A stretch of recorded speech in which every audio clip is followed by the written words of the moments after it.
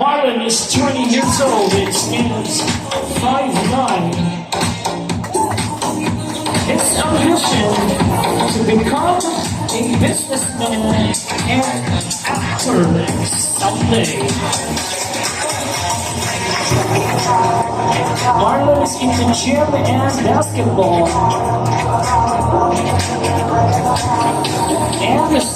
And one of his hobbies is being a freelance model.